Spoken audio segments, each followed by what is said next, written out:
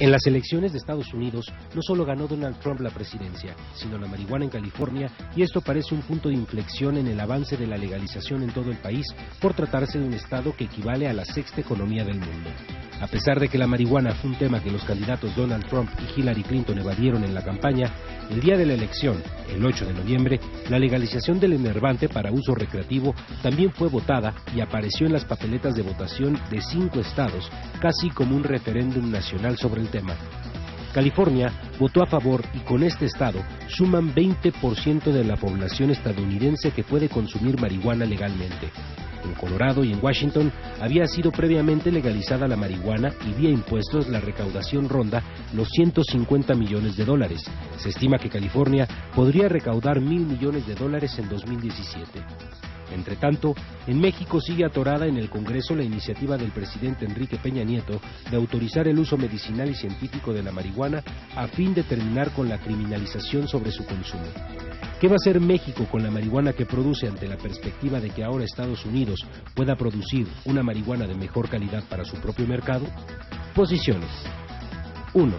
Los estados de California, Massachusetts y Nevada legalizaron vía referéndum el uso recreativo de la marihuana. 2. La autorización en California, donde salió aprobada con un 55% de los sufragios, convierte a esta sustancia en legal en parte de la frontera estadounidense con México. En Massachusetts, el sí alcanzó el 53.5% y en Nevada logró el respaldo del 54%. En Maine, avanza el recuento con un ajustado apoyo del 50.5%. Con California, Massachusetts, Nevada y posiblemente Maine, la marihuana sería legal en 8 estados de la Unión. Ya lo era en Colorado, Oregon, Washington y Alaska, además de Columbia. 3. El presidente Peña Nieto envió al Congreso el periodo de sesiones pasado una iniciativa de reformas a la Ley General de Salud y al Código Penal para elevar hasta 28 gramos la posesión de cannabis respecto a los 5 gramos que hoy se permiten sin castigo. El Partido Revolucionario Institucional califica de vanguardistas las propuestas del presidente Peña Nieto para despenalizar el consumo de marihuana. La otra elección que hubo en las presidenciales estadounidenses fue precisamente la de la legalización del consumo de marihuana para uso recreativo, mientras acá en México la iniciativa que el presidente Peña Nieto metió al Congreso en el periodo pasado está estancado. Este es otro punto más de, digamos, distancia entre ambos vecinos. Vamos a hablar de esto y de las repercusiones a ambos lados de la frontera. Soy José Buendía, gracias por estar con nosotros y me da mucho gusto recibir a Fernando Belauzarán. Fernando, ¿cómo estás? Encantado. Ya no te voy a presentar ni darte crédito sobre cannabis porque creo que estás suficientemente posicionado.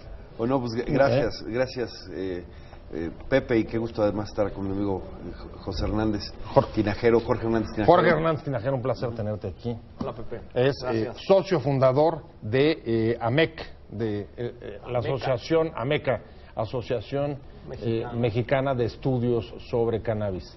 La más antigua, nos dijo hace rato. Sí, usted podrá corroborarlo. Yo no he tenido tiempo todavía, pero vamos a darle el beneficio de la duda. Fernando, parece que casi fue una especie de referéndum lo que vimos en el caso de la cannabis en la jornada electoral. Sí. ¿Cuál es, si tuvieras que describirlo en pocas palabras, el valor de California? Sexta economía, y ahí se aprueba por un poquito más de la mitad, no mucho más, pero un poquito más de la mitad, 52, 53. El peso que tiene, te lo voy a decir así.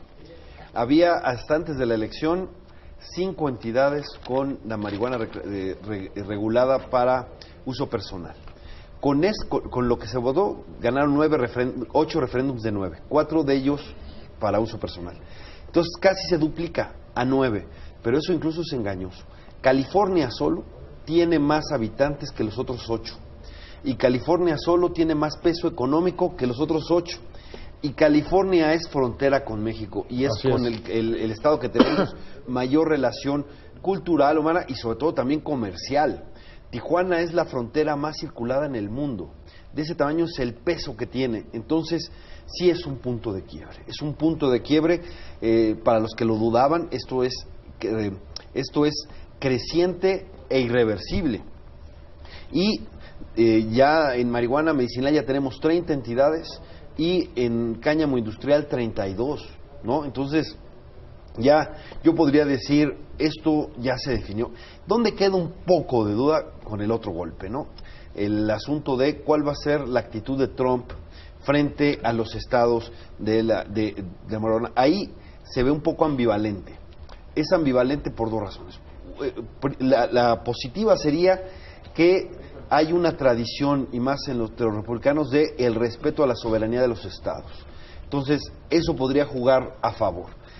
Pero, sin embargo, gran parte de lo que fue su discurso y de sus apoyadores son conservadores, que quieren echar atrás cosas en donde se pueda, con temas como el aborto, y obviamente no ven tampoco bien la marihuana por uso personal. Sin embargo, el hecho de la soberanía de los estados puede pesar. Y más en California, donde incluso como reacción al triunfo de Trump, empezó a cundir esta idea del Calexit, que puede sonar pues un poco exagerado ahorita, pero si Trump se mete con la soberanía del estado, eso pudiera crecer. A ver, dice Fernando, es creciente, el resultado lo valora creciente e irreversible, pero al mismo tiempo, digamos que los candidatos se abstuvieron de meterse al tema, parece que se olvidaron de que existía, y no sé si tú puedes compartir o no el temor de Fernando respecto de la actitud que pueda tener Trump respecto a los resultados en estos, y particularmente en California. Bueno, con respecto a eso, yo creo que ningún presidente de Estados Unidos va a enfrentar el voto popular de los estados a nivel federal. Obama prácticamente lo único que hizo fue la política de ver para otro lado.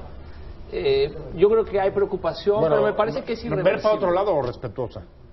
No, vio para otro lado, porque hubo varios, antes de que, digamos, se declarara específicamente que no iba a perseguir eso, la DEA fue muy activa y ha sido muy activa de muchas maneras, saboteando las regulaciones en los estados. En California lo ha hecho durante años, de muchas maneras. Por ejemplo, con la gente que rentaba terrenos donde se cultivaba marihuana, entonces a través de eso se criminalizaba. Había sí hay una resistencia policíaca a eso, pero con Obama acabó por cesar. Yo creo que Trump va a tener suficientes problemas como para meterse en esto, que va a pasar como en la campaña, en la que no hubo en realidad un gran debate nacional sobre el tema. Y coincido con Fernando, es un tema, la regulación de la marihuana es un tema irreversible, es algo que viene sucediendo desde hace más de 30 años, que ha además ahora puesto en jaque al Sistema Internacional de Control de Drogas. Es decir, yo creo que aquí estamos viendo una revolución callada que desde hace tiempo está sucediendo y que de algún modo u otro no pertenece a esta disputa política que hay ahora, ¿no? Entre, no sé, trumpistas y no trumpistas, sino que más bien ha ido, en el caso de Estados Unidos, a través del voto popular, ganando fuerza, ganando legitimación y ganando funcionalidad y demostrando que como cualquier otra cosa se puede regular. Lo que estás diciendo no es un asunto ideológico, y si pienso en Trump, digo dos características evidentes: es un empresario, es capitalista y además es muy pragmático. Y si vemos los datos de recaudación de los estados anteriores que ya estaba legalizado, anteriores a esta elección, algunos, por ejemplo, creo que Washington, tú me corregirás, cerca de 1.500 millones de dólares, y Colorado. Y yo no sé, ¿tú qué crees que pese más en Trump? Digamos, cualquier postura ideológica conservadora, en caso que lo hubiera, Jorge no la cree, o lo que puede recaudar en la sexta economía mundial. Mira, si esto es racional, efectivamente va a seguir la política de Obama de no meterse. Eso sería lo racional. Nada más que, ¿quién puede apostar que Trump va a ser racional, ¿no? De hecho, hizo campaña apostando a otro tipo de resortes, ¿no? Más irracionales, más primitivos, y además, si quiere cumplirle a la gente que votó por esos resortes, pues quién sabe qué va a hacer. Pero efectivamente yo creo que si hay racionalidad, tendrá que aceptar esto, porque sobre todo además porque en todas las encuestas se ve que ya la mayoría de la población norteamericana ya está de acuerdo con la regulación. Pero en campaña no tuvo declaraciones contra. Bueno, dijo que no le gustaba lo recreativo, así le llaman, y que estaba de acuerdo con lo medicinal. Bueno, esa fue sus cosas, pero aquí hay una cosa que es soberanía de los estados, que pesa mucho y que finalmente esa soberanía de los estados es la que lo va a llevar a la presidencia, porque en el voto popular Trump perdió. Ganó por el colegio electoral, que es esta elección, a través de los estados. Medio millón de Entonces, votos hasta ahora. Sí, y quizás llegue Hillary a una diferencia de 1 millón de votos más o menos sobre Trump. Esas son más o menos las perspectivas que se tienen. Pero finalmente aquí se va a tener que es la soberanía de los estados. ¿Qué problema hay más fuerte en la regulación? El asunto de los bancos. El poder meter el dinero de la industria legal a los bancos. Ahí ha habido dificultades porque los bancos tienen miedo, porque es una zona gris. El problema es que recordemos, en la legislación federal está prohibido, en la legislación como estatal si los bancos no se puede, no lavaran dinero. No, pero ahí es donde ha habido, por ejemplo, en Colorado, problemas, ¿no? Se buscaron algunas formas de mediar y que pudiera haber alguna inversión en bancos, pero eso todavía, digamos, está inacabado y ese es un punto que puede ser clave. Pero en cualquier caso, nadie puede dudar que la balanza se está inclinando y que California, el peso de California es un punto de quiebre por 2 razones. Bueno, a ver, por lo que pesa en Estados Unidos y por lo que pesa en México. A ver, se está inclinando allá, pero si voy con lo que acaba de recordar Fernando sobre la posición favorable de Trump con el uso medicinal, no así con el uso recreativo, digamos que Trump sería más progre que nuestros legisladores. No, absolutamente. Perdón, pero sí, absolutamente. Sí, mi apreciación es incorrecta. No, absolutamente. Nuestros legisladores, o sea, la verdad es que en las legislaturas en que que básicamente es esta, nada más, la que se ha discutido el tema de la regulación de la cannabis, los oponentes a la regulación han brillado por la falta de argumentos. En el momento en que se han mencionado los derechos de las personas, la sentencia de la Suprema Corte han obviado por completo lo que ya se determinó como un derecho. Entonces yo creo que nuestra clase política se ha quedado muy atrás en relación a lo que está sucediendo en la sociedad, ¿no? Eso es lo que me parece que... En la sociedad. Y respecto a Trump también. Bueno, no sé si con respecto a Trump, pero claramente el tema de marihuana sí. Desde hace muchos años hay un movimiento por regulación que nunca había sido escuchado y que ahora que de algún modo u otro hemos logrado llamar la atención, claramente yo creo que hemos ido ganando argumento tras argumento la necesidad, la conveniencia de ver este tema de otra manera. Pero a la hora de las decisiones, nuestra clase política yo creo que es muy temerosa, muy prejuiciosa. Pero ¿qué más avance que eso haya llegado justamente por una iniciativa presidencial? No, me parece que es el grado máximo. Lo van a batear. Pero no he visto al presidente defenderla, ¿no? ¿Van a batear al presidente? Pues mira, o las dos. Ya lo hicieron. ¿Van a batear y por qué no la han defendido? Mira, ya lo hicieron en matrimonio igualitario, ¿no? Ahí en matrimonio igualitario dejaron solo al presidente. Hubo una rebelión mojigata. Nada más que, qué casualidad que el PRI solo se revela en estos temas. En la reforma energética, que era un punto clave por el nacionalismo del PRI, ahí no tuvieron ningún empacho y fueron todos juntos con la propuesta del presidente. Pero, ojo, ¿te acuerdas lo que dijo el PRI cuando Peña presentó la iniciativa? El PRI dijo, esta es una iniciativa de vanguardia. Claro, y parecía que iban a cerrar filas, etcétera. Lo dejaron solo en matrimonio igualitario. Y aquí en marihuana ya hubo daños en esta rebelión mojigata, que a lo mejor es una rebelión pactada, ¿no? Es como, yo hago como que me sostengo y tú haces como que te echas para atrás, pero ya estamos de acuerdo en pararlo o al menos descafeinarlo.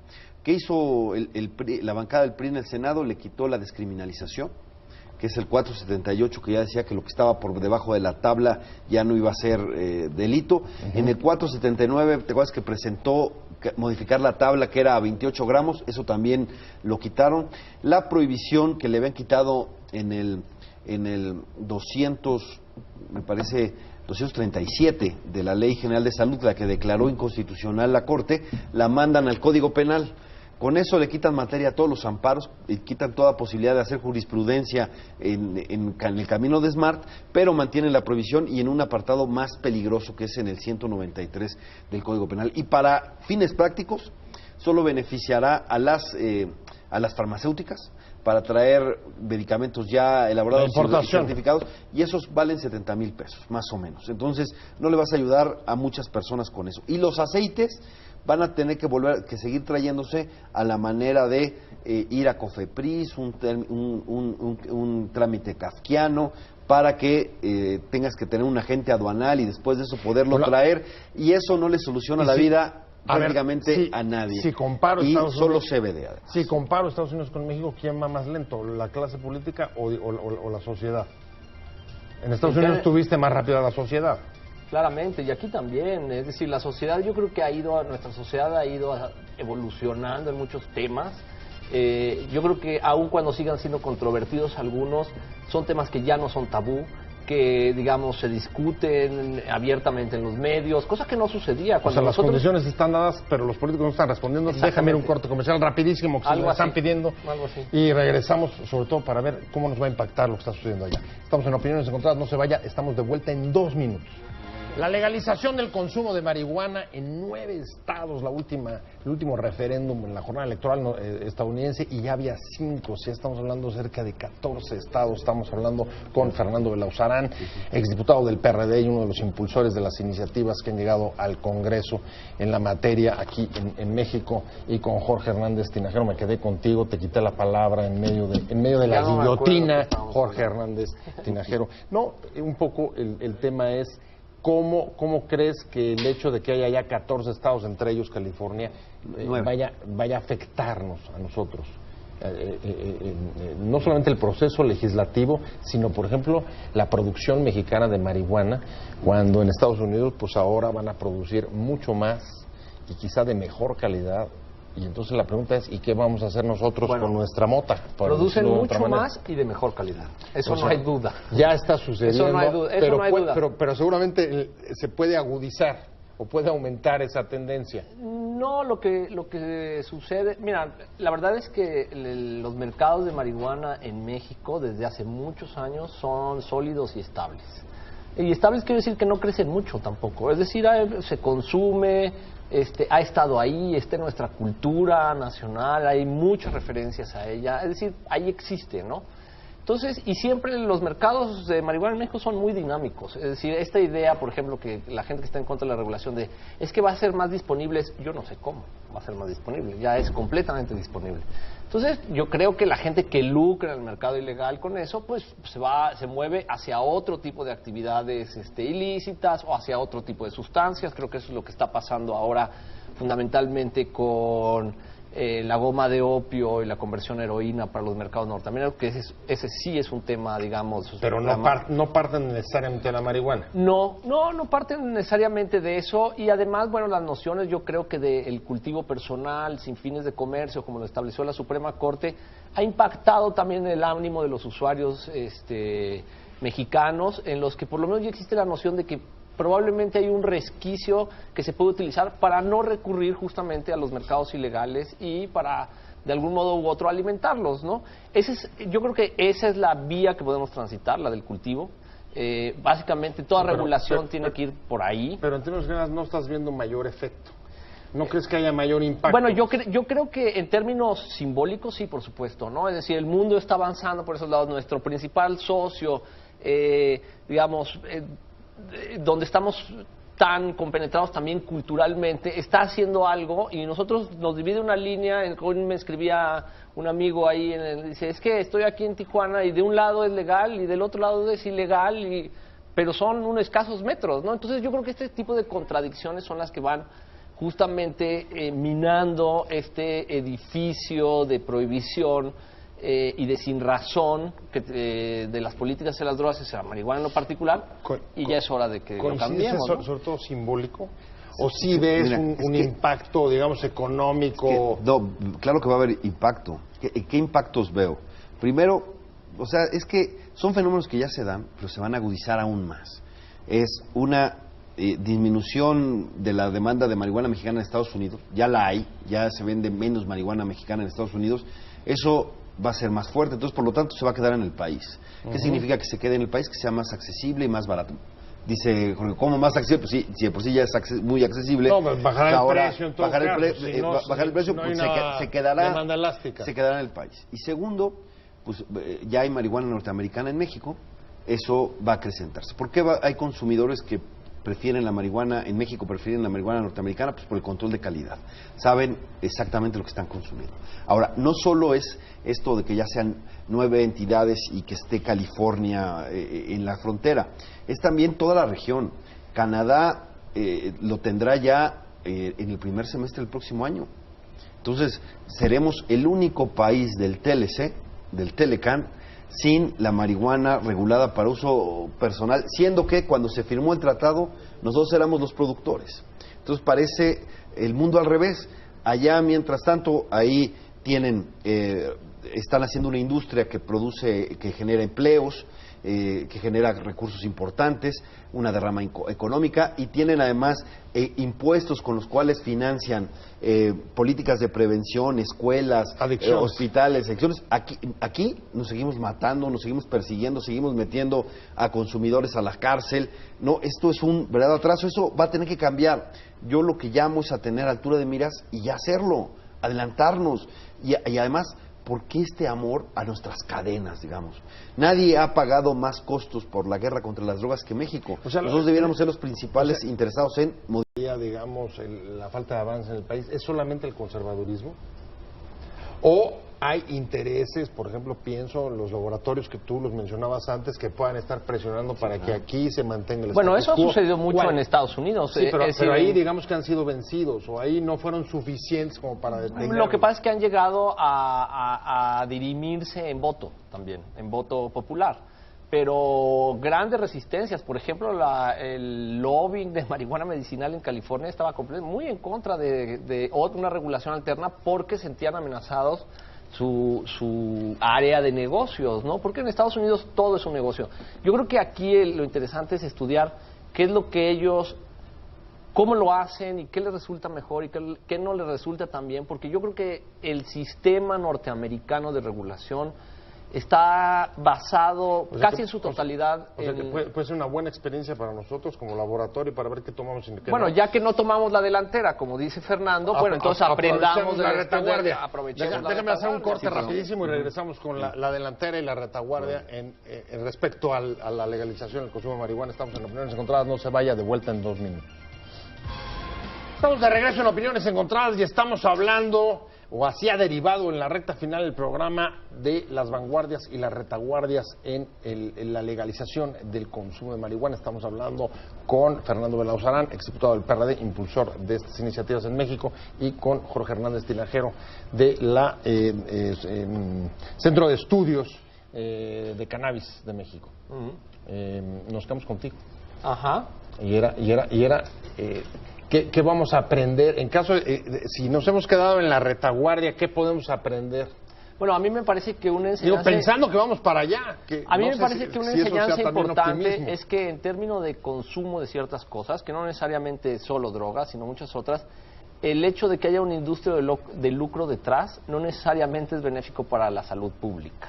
Es decir, de hecho nosotros en la asociación desde hace mucho tiempo hemos pedido a alcohol, laboratorios, exactamente, medicinas, exactamente. Entonces nosotros, por ejemplo, hemos insistido que en el punto de que es necesario regular marihuana, pero también en ese sentido es reformar también nuestro sistema de control de drogas legales. Si la publicidad del alcohol y del tabaco no debe ser permitida, como no debe ser permitida la publicidad para la marihuana. Entonces, yo creo que es podría ser un buen principio para ensayar una política, ninguna clase de sustancias tóxicas. Exactamente, respetando la libertad de los individuos adultos para decidir mientras no afecten a terceros. Pero yo creo que el Estado aquí sí debería de intervenir enérgicamente, de modo tal que no permita la expansión de los mercados nada más por el lucro, ¿no? Y ahí me parece que hay una enseñanza importante, y yo creo que hay sistemas regulatorios en el caso de la marihuana que podrían permitir, podrían impedir esta publicidad, por supuesto el ingreso a menores, pero respetando los derechos de los demás e incluso creando una industria que pague impuestos, pero no sé y tú, pero no basada en el lucro. Te doy la contrapalabra. No sé si es un poco lo que estás sugiriendo, porque cuando se trata de cuáles son las experiencias, si en Estados Unidos buena parte ha sido la expansión del mercado por el lucro. ¿Tú crees eso? Sí, pero no. ¿A qué me refiero? Sí, no, pero no, pero sí. Sí, pero no, porque es que Ajá. efectivamente hay una industria lucrativa en Colorado, pues si tú ves las cifras, no se disparó el consumo. Ahí están, ya lo puedes ver, están prácticamente estables. Igual en Washington, que en Washington hay más control que, digamos, que en Colorado. Pero Colorado Sí. sería el espacio donde se ve más claramente el peso comercial de la industria. Pero no aumentó el consumo. Pero estoy de acuerdo en la idea general. No hay que promover el consumo y si hay interés económico, comercial, ese podría ser un elemento que promueva el consumo, ¿no? Pero por lo pronto, en Colorado, eso en las cifras no se ha mostrado, que era uno de los grandes temores que había. La verdad es que las cifras son extraordinarias. Mira, si se votara hoy en Colorado de nuevo, ganaría por mayor diferencia. Y eso que estaban muy contentos en 2012 porque decían que tuvieron más votos que Obama en Colorado en esa elección, ahora ganarían más porque han tenido, entre otras cosas, los beneficios de que ya están construidas las escuelas, ya están construidos los hospitales, ya, y, o sea, es decir, la política fiscal etiquetada a ciertos elementos que ayudan a la prevención han servido. Ahora, es muy importante una cosa, este no es el fin del camino. Nosotros tenemos que estar en la vanguardia además porque es un paso fuerte en el cambio de política de drogas que necesitamos. Entonces, y el cambio de política de drogas tendrá que implicar otras cosas. Tenemos un problema muy grande con el asunto de la demanda de heroína en Estados Unidos y que en México ha generado que crezca muchísimo el cultivo de amapola, todo ilegal. Y mientras en México, pregúntales en Guerrero, claro, en la Sierra de Guerrero. Claro, y mientras en México no tenemos morfina para nuestros enfermos, o es muy escasa, o está, a pesar de los recientes cambios que se hicieron con el recetario, y eso sigue siendo de difícil acceso en muchísimos hospitales, y no hay ese acceso. Mientras eso sucede, todo se va y todo está en el mercado negro hacia Estados Unidos. A propósito de eso, debiéramos regular también el cultivo de la amapola en México. ¿Para qué? Para la industria farmacéutica. A propósito de eso, y como voy hacia la recta final del programa, te contestaría, desde tu punto de vista, el retraso o el quedarnos rezagados respecto a los cambios que está habiendo en Estados Unidos, ¿qué o cuál es el principal costo que implicaría en términos de violencia por la inseguridad o en términos de salud pública? No, yo creo que los costos son múltiples. Mira, la estrategia en contra de la marihuana, digamos, como está legalmente, no detiene el consumo, no detiene los mercados ilegales, al contrario, los promueve. No hay ningún tipo en realidad, de control sobre el mercado de drogas. Entonces, cualquier cosa que vaya hacia la regulación, yo creo que es un beneficio para la sociedad en su conjunto, no solamente para los usuarios, no solamente para aquellos que pueden participar económicamente. Sobre todo en términos de salud o en términos de inseguridad. Yo creo que mucho más en términos de salud y en términos también de, mira, la política lo que hace, o sea, la ley lo que hace es que se ceba en los eslabones más débiles, ya sean los pequeños productores rurales o la gente que está ahí, o los usuarios, dejando a los grandes criminales y a los grandes negocios fuera de la óptica de eso. Entonces, el efecto sería, digamos, yo creo que de reenfocar las cuestiones de seguridad pública, de reenfocar las cuestiones de salud pública, o sea, ganaríamos mucho. Déjame agregar al costo y voy cerrando, o es en derechos humanos. Derechos humanos. Clave derechos humanos. ¿Dónde está el mayor costo? Mira, derechos humanos debería ser el centro. Y obviamente un parte de los derechos humanos está el derecho a la salud. Pero la persecución de las drogas, la guerra contra las drogas es una guerra contra las personas, porque es una guerra contra la condición humana. Las drogas existen desde que inició la humanidad y van a terminar cuando acabe. El punto es cómo coexistimos con ellas. Y lo que ha demostrado, la evidencia lo que ha demostrado, es que la prohibición hace que sean más peligrosas las drogas. Las drogas de por sí son peligrosas, y hay que tener cuidado y hay que reducir sus daños. Pero la prohibición las hace más. El año pasado, lo que hay es documentados 70 muertes por causa de sobredosis de todas las drogas. Ninguno por marihuana. Me quedo con ese dato. ¿Cuántos han muerto? Se me terminó el tiempo. Muchísimas gracias, Fernando Belauzarán, ex diputado del PRD y además impulsor de estas iniciativas. Jorge Hernández Tinajero, muchas gracias, un placer haberte tenido. Gracias. Seguiremos sobre el tema. Muchas gracias a los dos y sobre todo a usted por haber estado con nosotros en Opiniones Encontradas. Nos vemos mañana aquí, 6 de la tarde desde Ciudad Imagen. Y mientras tanto, pase una buena tarde, que le vaya muy bien.